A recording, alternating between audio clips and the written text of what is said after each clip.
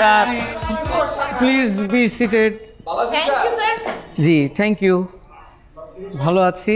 আচ্ছা, আমি প্রথমেই যে কথাটা বলতে চাই সেটা হচ্ছে যে সেদিন আমি কোনো কথা বলি নাই, কারণ আমার কাছে ওইরকম আলতু ফালতু কথা বলার খুব প্রয়োজনীয় মনে হয়নি। তাছাড়া আপনারাও যে এসে বারবার আপনাদের পরিচয়গুলো দিচ্ছিলেন এক একজন এক এক ভাষায়, সেটাও আমার কাছে খুব একটা পছন্দ হয়নি।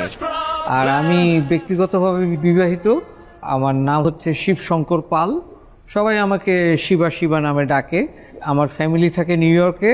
আমি এই শিক্ষকতাটাকে একটা মানে শুধু পেশা না, এটা আমার নেশাও বলতে পারেন আপনারা আর কি। তো এই জন্যই আমি এখনও দেশে পড়ে আছি। তো আর আপনারা তোদের কাছ থেকে আমি একটা মানে ভালো বিহেভ আশা করি। প্রথমত যেটা হচ্ছে যে আপনারা এই যে ল্যাঙ্গুয়েজ নিয়ে যে সমস্যাটা করছেন, এটা কিন্তু আমার একদম পছন্দ হচ্ছে না। কেউ সিলেটের, কেউ চট্টগ্রামের, কেউ বরিশালের, কেউ ময়মনসিংহের, কেউ ঢাকাইয়া। আপনারা এত এগ্রিকালচার কেন? আপনারা ইন্টারমিডিয়েটের খাতেও কি সিলেটি ভাষায় আনসার স্ক্রিপ্ট করেছেন? আপনারা কি চট্টগ্রামের ভাষায় আনসার স্ক্রিপ্ট করেছেন? আপনারা কি ঢাকাইয়া ভাষায় আনসার স্ক্রিপ্ট করেছেন? তো এখন কেন আপনারা মুখে সেই কথাগুলো বলছেন? আপনারা দেখেন না আপনাদের সিনিয়ররা কিভাবে চলে, তারা কিভাবে কথা বলে, তাদের জেস্চার পশ্চারগুলো আপনারা দেখেন না? আপনারা যেভাবে খাতায় লিখেছেন সেভাবে কথা বলেন না কেন? আচ্ছা আপনারা বলেন তো আপনাদের ভিতর কোন ভাষাটা সবচেয়ে মিষ্টি?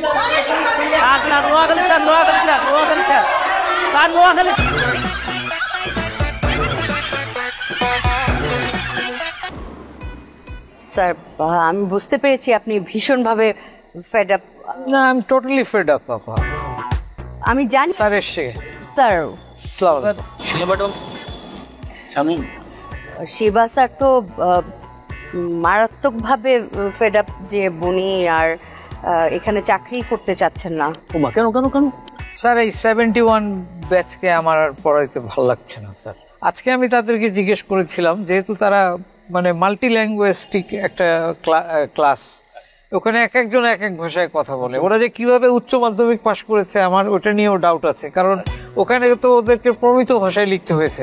তো ক্লাসেও তো তারা সেই ভাষাটা ব্যবহার করবে, সেটা না করে তারা তাদের একদম আঞ্চলিক ভাষায় তারা কথা বলছে। আজকে আমি জিজ্ঞেস করেছিলাম যে কোন ভাষাটা তোমাদের মধ্যে সবচেয়ে মিষ্টি, এতে যে ক্যাচালটা লেগে গেল স্যার, মানে আপনি চিন্তাই করতে পারবেন না, রীতিমতো মানামানির মতো পর্যায়ে আমি ক্লাস থেকে চলে আসলাম স্যার। এভাবে আমার পক্ষে আর ক্লাস নেওয়া সম্ভব না।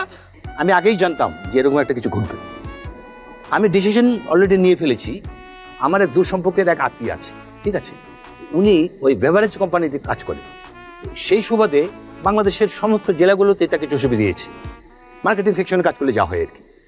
উনি আমাদের আঞ্চলিক ভাষাগুলো রপ্ত করা আছে তার, ঠিক আছে, সব ভাষাই ভালো করে উনি শিখেছেন। তা আমার কাছে মনে হয় যে আমি ওই লোকটাকে আমাদের ইউনিভার্সিটিতে নিয়ে আসি, দোভাষী। শিবা স্যার, আমার মনে হয় এইবার আর আপনার আপত্তি করা উচিত না। এই আশ্বাসটা আমাকে দিলেন, তাহলে হয়তো আমি আর চাকরি ছাড়ার সিদ্ধান্ত থেকে আমি সরে আসলাম। অনেক ধন্যবাদ। ঠিক আছে, ভালো থাকবেন। জি।